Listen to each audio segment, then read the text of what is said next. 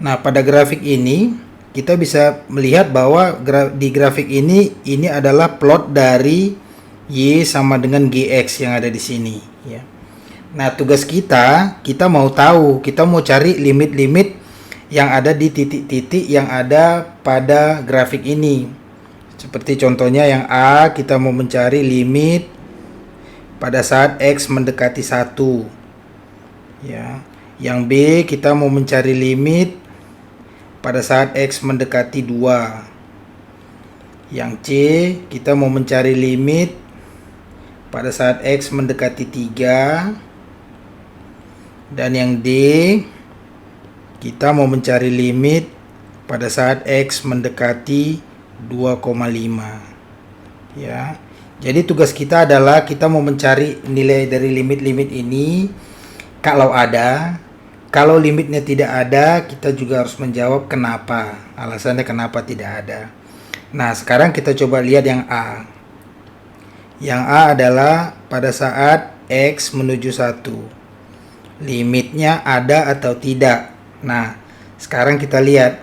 Kalau kita perhatikan, ini ya, saya lingkarin di sini. Kita harus memperhatikan bagian ini. Karena limit ini adalah kita mau tahu apa yang terjadi pada fungsi pada saat X mendekati nilai yang ingin kita selidiki. Jadi di sini nilai yang ingin kita selidiki adalah 1. Nah, kalau dia X-nya datang dari kiri, artinya dia datang dari sini sampai mendekati 1. Berarti kalau kita ikuti X-nya itu, berarti Y-nya akan mengikuti grafik ini.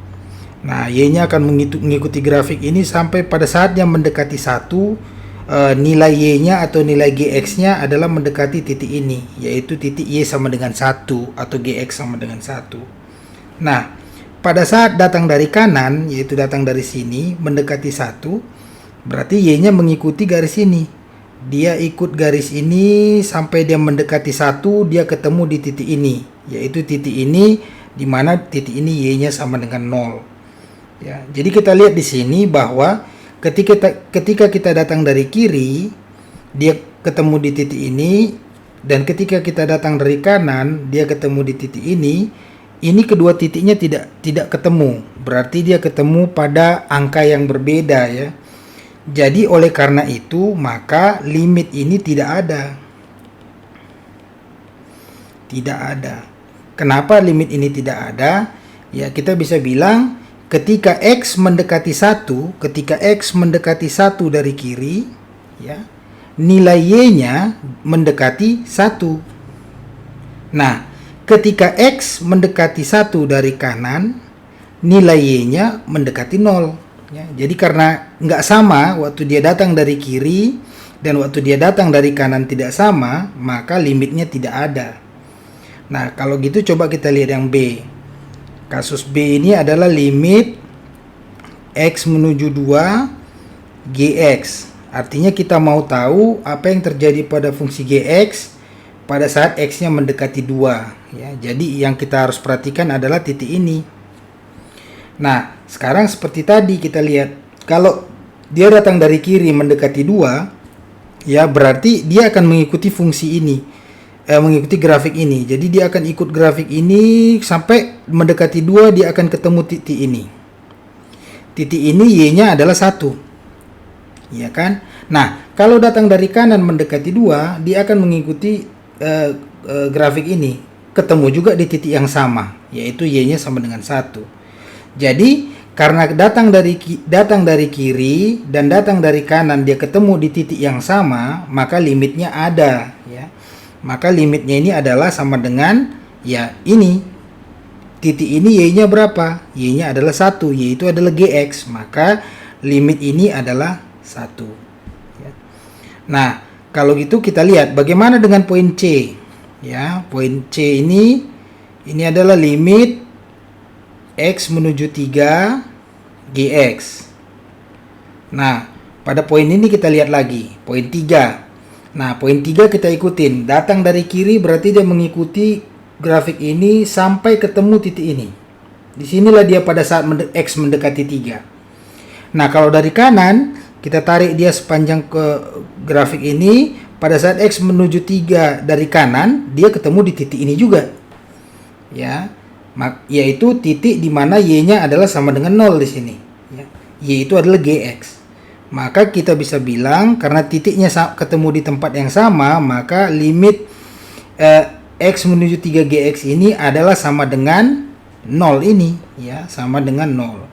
Nah, di sini perlu kita perhatikan ya, reviewnya bahwa ketika ini bolong, berarti fungsi ini, fungsi GX ini, dia tidak terdefinisi di X sama dengan 3. Jadi, pada saat G3 itu adalah hasilnya yang ini, ya, bukan ini. Oke. Jadi meskipun G3 adalah 1, tapi limit dari GX pada saat X menuju 3 adalah 0. Ya, titik ini limitnya. Karena mendekati ini ya. Pada saat G3 yaitu yang ini. Oke. Nah, sekarang yang terakhir. Limit yang D, limit X menuju 2,5 GX. Nah, sekarang kita lihat X menuju 2,5 GX. Sekarang kita lihat 2,5 itu di sini, berarti ini di sini dia. Ya kan? Oke. Nah, kalau dia datang dari kiri, ya coba kita ganti warnanya ya. Datang dari kiri, dia akan mengikuti ini. Dia ketemu titik ini. Datang dari kanan, dia ketemu juga di titik ini. Nah, titik ini Y-nya adalah sama dengan setengah. Ya, titik ini Y-nya adalah sama dengan setengah. Karena dari kiri datang dan dari kanan datang ketemu di satu titik yang sama, maka limit X menuju 2,5 GX ini adalah setengah. Oke. Jadi hanya kasus A yang tidak memiliki limit pada persoalan kita ini. Pada contoh yang ini mirip dengan contoh sebelumnya. Di sini kita punya fungsi S sama dengan Ft, ya. Nah, sekarang kita mau mencari berapa limitnya pada saat T mendekati minus 2. Ya. Dan kemudian tugas kita yang B, berapa limitnya pada saat T mendekati minus 1. Yang C, kita mau mencari berapa limitnya pada saat T mendekati 0.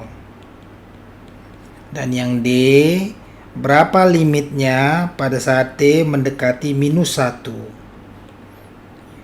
Jadi tugas kita adalah mencari nilai-nilai limit dari A sampai D ini. Apabila limitnya nggak ada, kita juga harus menjelaskan kenapa nggak ada. Jadi mirip dengan yang tadi. Jadi kita coba analisa yang pada T sama dengan minus 2 ini ya. Nah, seperti yang sudah kita lihat pada contoh sebelumnya, berarti ini kita harus tahu. Berarti sekarang kita mau lihat pada saat T jalan dari kiri T mendekati minus 2, dia ketemunya Y-nya, S-nya sama dengan berapa? Ya, karena ini S bukan Y. Nah, pada saat T-nya dari kanan menuju minus 2, S-nya berapa? Ya, jadi simpelnya kita lihat saja. Kalau T-nya dari kiri menuju minus 2, berarti S-nya itu mengikuti grafik ini. Dia jalan terus ke sini sampai ketemu ke titik ini. Ya. Dan dari kanan dia jalan terus ke sini, dia sampai ke titik ini. Nah, bisa kita lihat dia sampai ke titik yang sama. Nah, sekarang berarti problemnya titik ini koordinatnya berapa ya? Koordinatnya bisa kita lihat, dia tepat berada di garis sumbu, berarti S dia berada di S sama dengan 0 ya. Karena dia ketemu di titik yang sama yaitu S sama dengan 0, maka limit T menuju minus 2 Ft ini adalah sama dengan 0. Nah, sekarang kita lihat yang B. Yang B itu adalah dia adalah T menuju minus 1. Jadi sekarang kita mau lihat ini.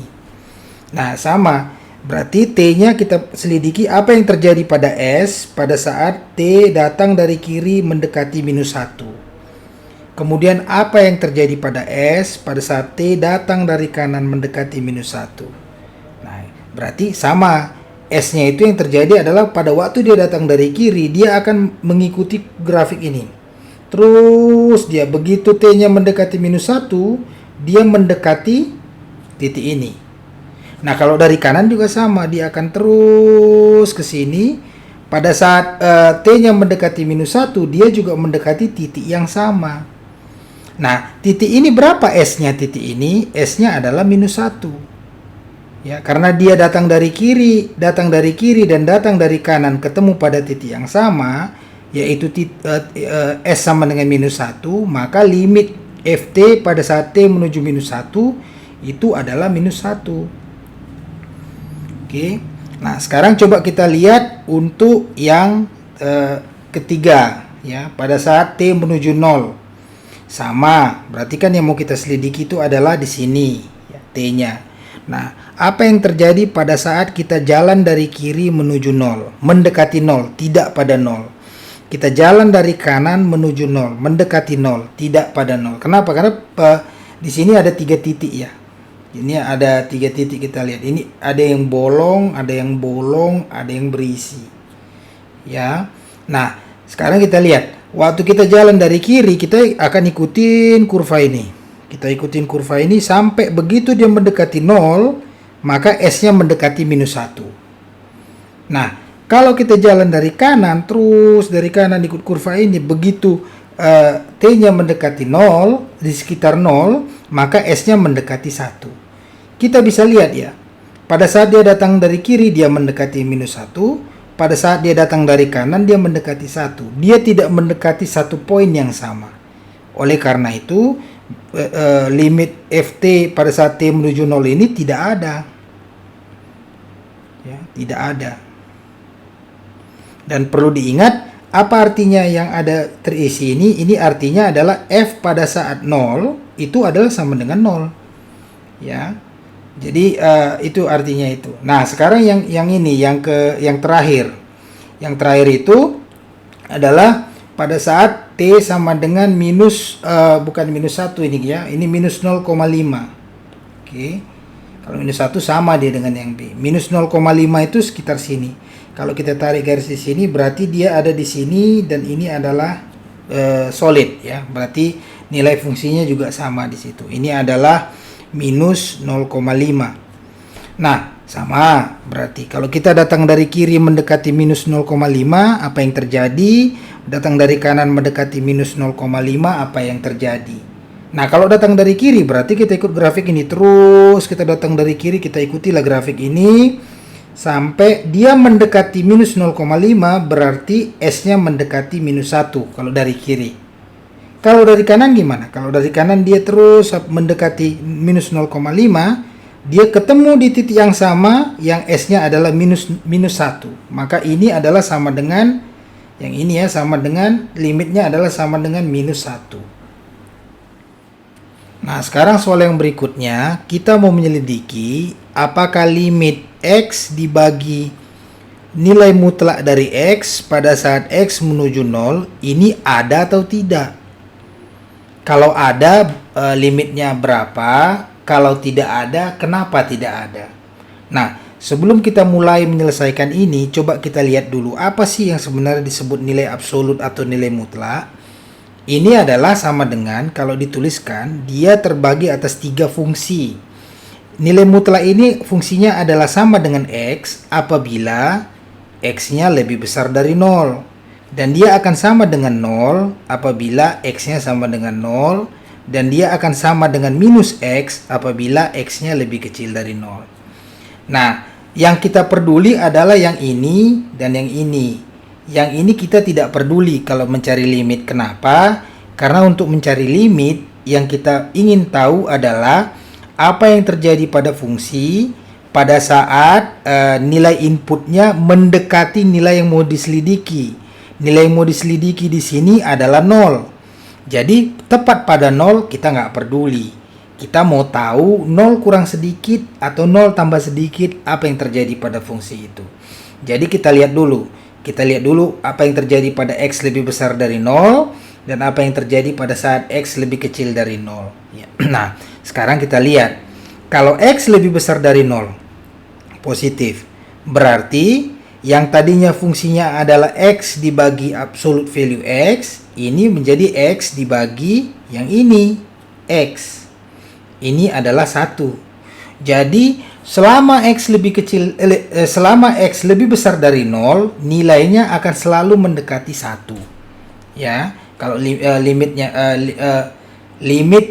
X menuju 0 pada saat X lebih besar dari 0 artinya dia datang dari kanan. Nah, kalau dia datang dari kiri berarti X-nya lebih kecil dari 0. Ini adalah X dibagi akar X.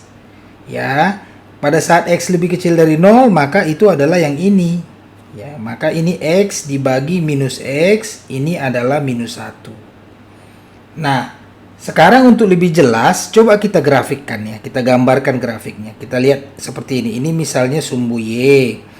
Ini misalnya sumbu X, ya kan? Nah, sekarang kita lihat. Kalau kita datang dari kanan yang ini, ya, datang dari kanan yang ini, dia akan selalu sama dengan 1. Ya.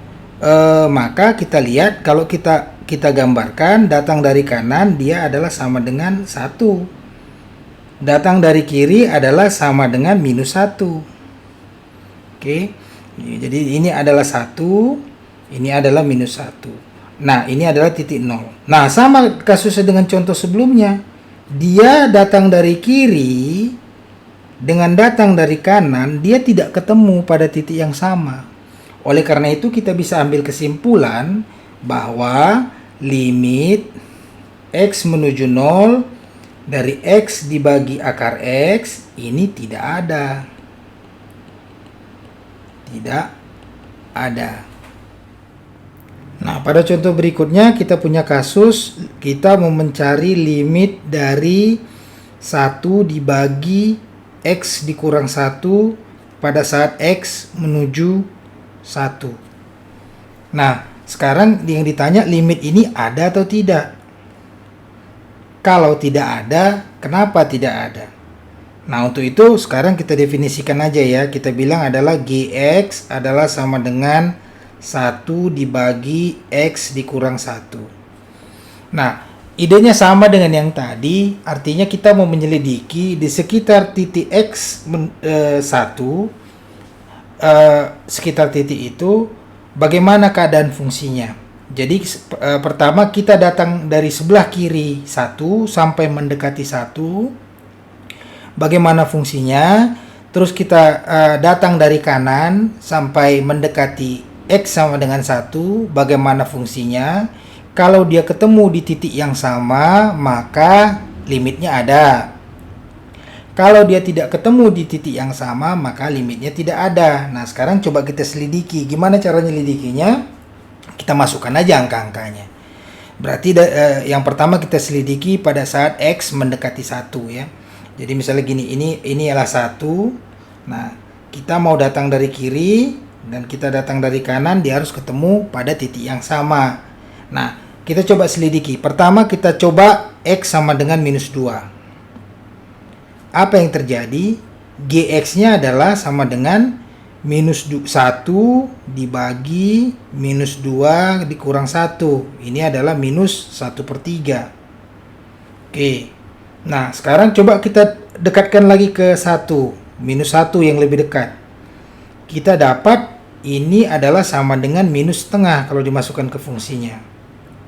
Kita dekatkan lagi. X sama dengan 0. Ini dia mendekati, ya X sama dengan 0, dia lebih mendekati ke 1, maka kita dapat, masukkan ke fungsi, kita dapat minus 1. Kita dekatkan lagi, X sama dengan 0,5, udah lebih dekat dia ke 1.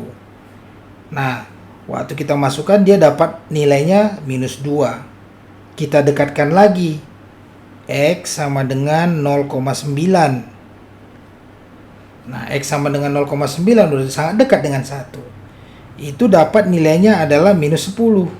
Kita dekatkan lagi, biar lebih dekat lagi kita bikin lebih ekstrim, 0,9999. Maka kita masukkan ke fungsi GX, kita dapat ini adalah minus 10.000. Makin besar dia. Jadi kita lihat di sini bahwa semakin ke bawah dia, nilainya semakin besar menuju ke arah negatif. Oke. Nah, sekarang coba kita selidiki pada saat X-nya datang dari kanan mendekati 1. Coba kita lihat, kalau kita dapat masukkan X sama dengan 3, maka GX-nya adalah sama dengan setengah. Kita dekatkan lagi dia 1 dari kanan, X sama dengan 2 lebih dekat, kita dapat 1. Kita dekatkan lagi, X sama dengan 1,5, dia sekarang nilainya 2. Kita dekatkan lagi, X sama dengan 1,1, biar lebih dekat dia ke 1. Nilainya ini 10. Kita dekatkan lagi supaya lebih dekat, 1,001. Ini kita dapat nilainya 1000 dan seterusnya. Kecenderungannya dari atas ke bawah dia membesar ke arah positif. Nah, kalau ini kita plot ya. Kalau ini kita plot, ini adalah sumbu Y, ini adalah sumbu X, dan ini adalah garis di mana X sama dengan 1 di sini ya, ini 1. Maka kalau kita plot, kalau kita datang dari kiri, dia akan seperti ini. Ya, dia akan begini, terus ke sini menuju minus tak hingga. Dia nggak pernah nyentuh garis biru ini. Kalau datang dari kanan, dia akan seperti ini. Dia akan terus naik seperti ini, terus menuju tak hingga juga. Nggak pernah menyentuh ini. Nah, kita lihat, datang dari kiri, dia menuju minus tak hingga, datang dari kanan menuju tak hingga, berarti dia tidak akan ketemu di titik yang sama. Maka kita ambil kesimpulan bahwa limit X menuju 1 dari 1 dibagi X kurang 1 ini adalah tidak ada. Ya, jadi dia tidak memiliki limit pada saat X menuju 1.